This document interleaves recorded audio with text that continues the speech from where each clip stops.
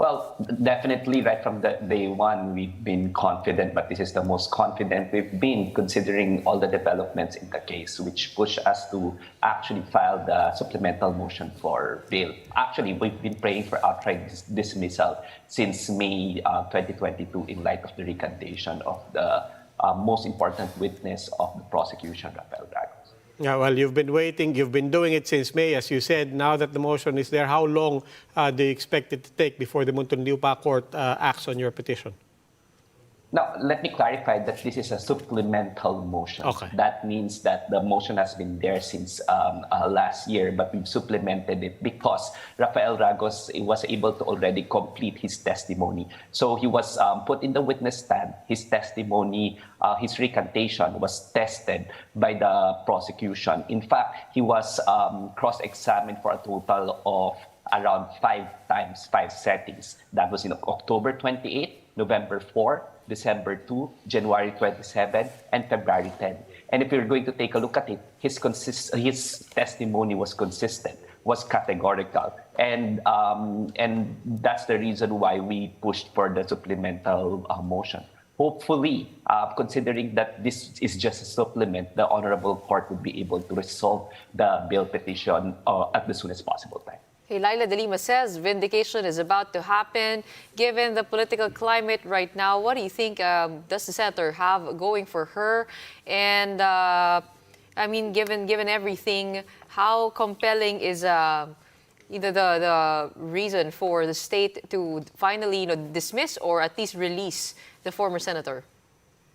Well, aside from the fact that the truth is with former Senator Leila De Lima, and if I just saw the video a while ago from TV5 and One News, trying to recollect exactly how former Senator Leila De Lima was arrested. And right from the very start, she said that she will shoulder on. She will continue with the fight precisely because the truth is on her side. So that's the biggest reason why we think she's going to be freed soon. But secondly, we know for a fact that the political climate is better right now, considering that the Marcos administration did not have to inherit these lies of the previous Duterte administration. This is the greatest frame-up in Philippine history. The only reason why this was launched by the Duterte administration was because they were trying to silence former Senator Leila De Lima and prevent her from actually doing her job and questioning the drug war.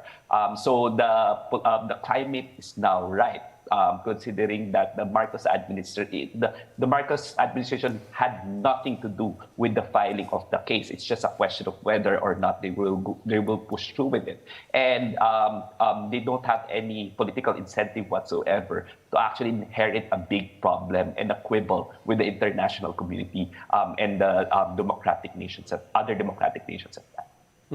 How do these, you have a pending petition for bail for Senator De Lima, and then a few days ago, as we discussed, the Department of Justice was encouraging you to go ahead and file a writ to have her released.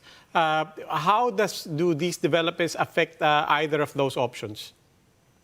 Well, it does not affect the option of actually filing a writ subsequently, assuming that this supplemental bill will not be granted.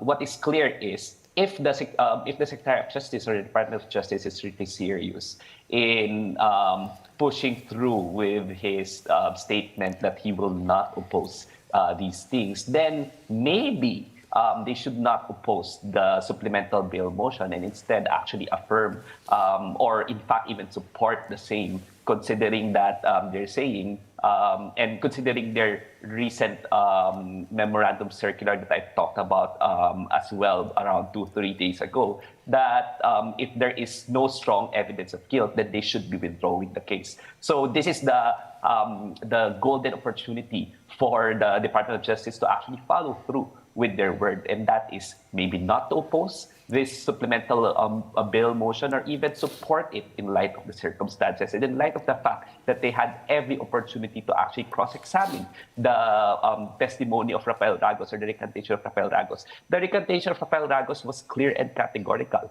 He was coerced by Secretary Aguirre, which is why his recantation, his testimonies were piecemeal, unti-unti. In varying forms and in the affidavits para bang inunti-unti yung mga allegations and accusations against Senator Leila De Lima.